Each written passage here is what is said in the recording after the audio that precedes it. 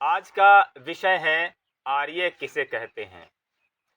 राम आर्य लगाते थे, कृष्ण भी आर्य लगाते थे, पांडु पुत्र सभी आर्य लगाते थे। आज भी इस धरती पर श्रेष्ठ, अच्छे और आदर्श लोग हैं, वह सब अपने नाम के बाद में आर्य लगाते हैं। तो ये आर्य का मतलब क्या है?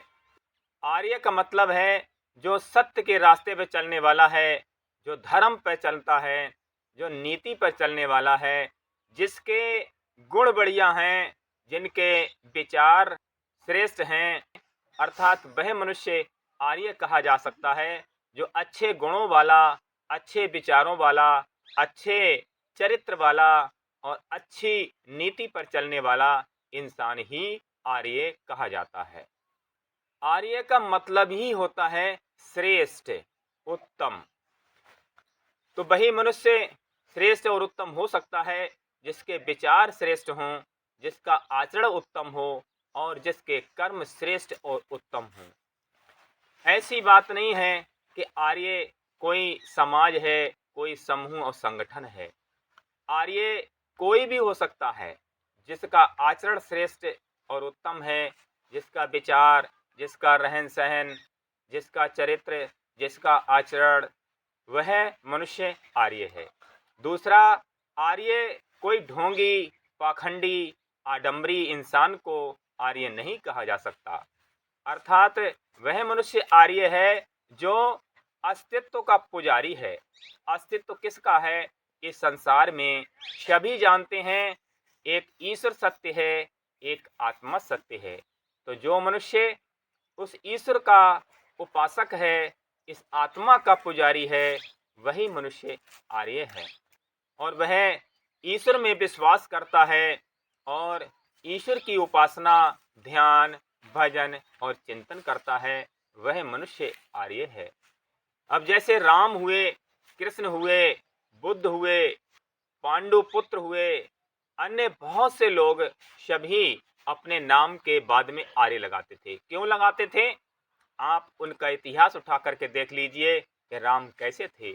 मर्यादा पुरुषोत्तम राम, मर्यादा के लिए ही अपना जीवन जिया, कि जो बात कह दी तो उसको पूरा करके दिखाया और लोगों का हित करना, धर्म की स्थापना करना, नीति पर चलना, सत्य पर चलना और एक ईश्वर में विश्वास करना और ईश्वर का पुजारी और ईश्वर का भक्त बनना ही आर्य के लक्षण हैं, आर्य मनुष्य के गुण हैं।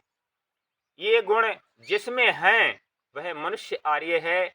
ऐसी बात नहीं है कि कोई समाज और कोई संगठन बना लिया और अपने नाम के बाद में आर्य लगाने लगे, लेकिन गुण और आचरण, व्यवहार, विचार सब अनार्य जैसे हैं।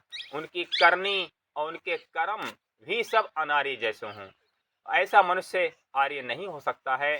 कोई भी मनुष्य नाम से, समाज से, धर्म से, जाति से श्रेष्ठ, उत्तम और महान नहीं होता है, बल्कि वह मनुष्य अपने सद्गुणों से, अपने आचरण से, अपने कर्मों से, अपने विचारों से और अपनी उत्तम रहनी से ही मनुष्य श्रेष्ठ होता है, उत्तम होता है।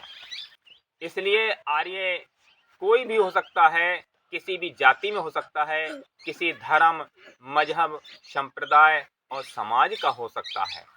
आर्य का मतलब है श्रेष्ठ और उत्तम गुणों वाला।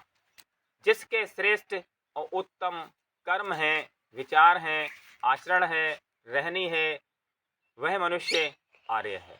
बुद्ध भी संन्यास लेने से पहले अपने नाम के बाद में आर्य लगाते थे। इसलिए आर्य कोई भी हो सकता है, किसी मजहब, संप्रदाय, समाज, जाति, किसी में भी मनुष्य आर्य हो सकता है। परंतु आर्य का मतलब है कि श्रेष्ठ और उत्तम गुण होने चाहिए, उसका आचरण बढ़िया होना चाहिए, उसकी रहनी, उसके कर्म श्रेष्ठ और उत्तम होने चाहिए, वह मनुष्य आर्य है। आर्य ना तो कहीं जाता है और ना ही कहीं से आता है। इस धरती पर कहीं पर भी कोई भी मनुष्य रह रहा हो, यदि वह मनुष्य आदर्शवादी है, सत्य के मार्ग पे चलने वाला है। कोई भी मनुष्य जो भी इस धरती पर रह रहा है, कहीं पर रह रहा हो, यदि वह मनुष्य अच्छे गुणों वाला है, आदर्शवादी है, धर्म पर चलने वाला, नीति पर चलने वाला, अपनी वचन कर्म का पक्का और सच्चा है, ईश्वर में विश्वास करने वाला है और ईश्वर का उपासक है, वह मनुष्य आर्य है। एक अस्तित्व का जो पुजारी है वही आर्य है। अस्तित्व ईश्वर है, आत्मा है, इसका जो पुजारी है, इसमें जो विश्वास करता है और श्रेष्ठ गुण और आचरण और कर्म वाला मनुष्य आर्य होता है। एक आर्य तो मुस्लिम भी हो सकता है, आर्य बुद्धिस्ट भी हो सकता है, आर्य जैनी भी हो सकता है, आर्य कोई भी समाज, किसी भी धर्म, किसी भी पंथ, मजहब, किसी का भी हो सकता है।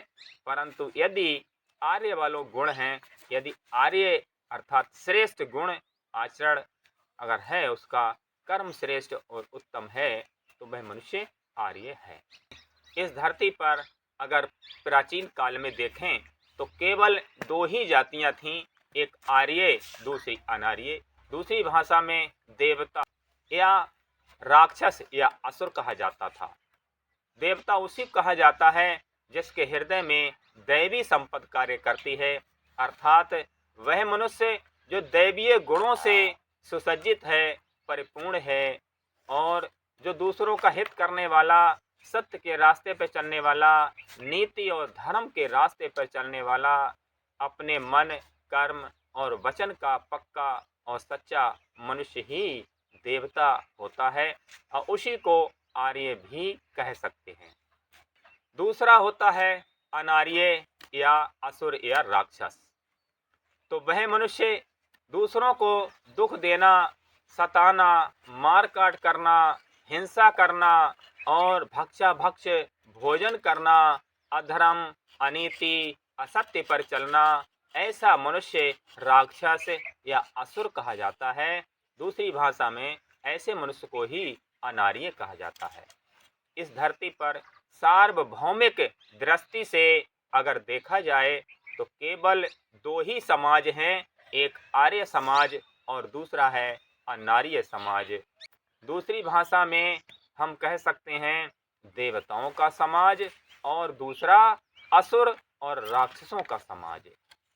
इसलिए हम सबको आर्य बनना चाहिए, श्रेष्ठ और महान बनना चाहिए, देवता जैसा बनना चाहिए और देवता वाले गुणों को धारण करना चाहिए, ना कि असुर बनना चाहिए, राक्षस बनना चाहिए। लेकिन परमात्मा ने इस धरती पर सब चीज के दो जोड़े बनाए हैं, अच्छा और बुरा, काला और गोरा, मोटा और पतला, धूप और छांव, रात और दिन, अच्छा और बुरा, श्रेष्ठ अश्रेष्ठ, ठंडी और गर्मी। हर चीज के दो पहलू हैं, हर चीज के दो रूप हैं। इसीलिए हर चीज के दो रूप होने से दुनिया रखा गया, क्योंकि हर चीज के दो पहलू हैं, दो रूप हैं।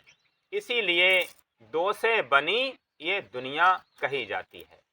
और बाकी ये जातियाँ, ये तेली, चमार, जाटव, धोबी, नाई और सुनार, लुहार, बढ़ई, चिड़ीमार, नाना प्रकार की जो जातियां हैं, ये तो सब धंधे, कारोबार और पेशा व्यापार के आधार पर बनी हैं। तेल का काम किया तो तेली, कपड़ा धोने का काम किया तो धोबी कहने लगे, लोहे का कुछ व्यापार धंधा किया तो लोहार हो गया, लकड़ी का कुछ काम किया तो वह बढ़ई हो गया, पक्षियों को चिड़ियों को मार के अपना पेट पालने लगा तो मनुष्य चिड़ी मार कहलाने लगा, बाल काटने का काम किया तो नाई, कपड़ा सिला तो दर्जी, धंधा बिजनेस व्यापार किया तो अग्रवाल, लाला और बनिए कहलाने लगे, गाय चराया तो ग्वालवाल, गाड़र चराया तो गडरिया।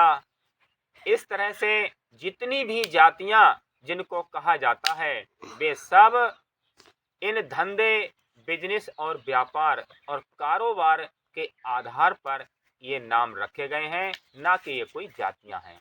इस धरती पर सिर्फ एक ही जाति है, वह है मानव जाति। उसमें दो कैटेगरी के लोग हैं, एक आर्य और दूसरा अनार्य। दूसरी भाषा में हम इनको देवता और राक्षस या असुर भी कह सकते हैं। जिसके हृदय में दैवी संपत्ति कार्य करती है, जो दैवीय गुणों से सुसज्जित है, अर्थात अच्छे श्रेष्ठ उत्तम गुणों से परिपूर्ण है, वह देवता जैसा है। और जिस मनुष्य के हृदय में आसुरी संपत्ति कार्य करती है, आसुरी गुण, आसुरी विचार और असुरों जैसा जिसका जीवन है, वह मनुष्य असुर है। अन्य इस धरती पर कोई जाति नहीं है और धर्म भी सिर्फ एक ही है, वह है सत्य धर्म, सनातन धर्म। तो वह सत्य सनातन क्या है? एक ईश्वर है, परमात्मा है, आत्मा है। उसका जो पुजारी है, उसमें जो विश्वास करता है, उसकी उपासना करता है और उसे जो मानता है, उसे अपने मन और हृदय से धारण करता है, वही मनुष्य सत्य धर्मी है, सत्य के मार्ग पर चलने वाला है, वही मनुष्य सनातनी है। तो संक्षेप में इस धरती पर केवल दो ही जातियां हैं, आर्य या अनार्य, या हम कह सकते हैं इस धरती पर केवल दो ही समाज हैं, एक आर्य समाज, दूसरा अनार्य समाज। या फिर हम इनको कह सकते हैं एक देवताओं का समाज, दूसरा असुरों का समाज। और इस धरती पर केवल एक ही धर्म है, वह है सत्य सनातन धर्म। और सत्य सनातन धर्म क्या है? एक ईश्वर है, परमात्मा है, आत्मा है, जो सदा रहने वाला है, जो आदि अनादि है और इस पर जो चलने वाला है वह सनातनी है।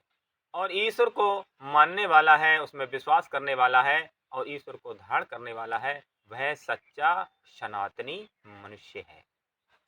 बाकी कोई मनुष्य आडम्बरी, ढोंगी और पाखंडी मनुष्य सनातनी नहीं कहा जा सकता है। किसी पेड़ के चारों ओर लाल धागा लपेट दिया तो कहीं जाकर के हल्दी चुप आए जाके, या फिर कहीं जाकर के पानी डाल दिया, तो कहीं किसी पशु की पूजा कर दी, किसी पेड़ पर जल चढ़ा दिया, कोई पत्थर पर पानी डाल दिया। ऐसा मनुष्य आडम्बरी और ढोंगी, जो ईश्वर और आत्मा को छोड़ करके अन्य जिसका कोई अस्तित्व नहीं है, जो रहने वाला नहीं है, जो क्षणभंगुर है, जो नष्ट हो जाने वाला है, जो परिवर्तनशील है, उसको मानने वाला, उसमें विश्वास करने वाला और उसका पुजारी मनुष्य कभी भी ना तो आर्य हो सकता है, ना ही मनुष्य देवता जैसा हो सकता है। वही मनुष्य ढोंगी, पाखंडी और आडम्बरी है। इसलिए हमें आर्य बनना चाहिए और एक ईश्वर की, एक आत्मा की पूजा और उपासना करना चाहिए। उसी का ध्यान चिंतन करके उस सत्य ईश्वर आत्मा की अनुभूति करना चाहिए और अपने हृदय में श्रेष्ठ उत्तम विचारों को धारण करना चाहिए। सत्य, नीति, धर्म के रास्ते पर चलना चाहिए। मन, कर्म, वचन से हमें सच्चा बन के रहना चाहिए। यही हम सबका कर्तव्य है, तभी हम देवता या आर्य कहलाए जा सकते हैं, वरना हम अनार्य और ढोंगी, पाखंडी, असुर और राक्षस ही कहलाए जाने योग्य हैं।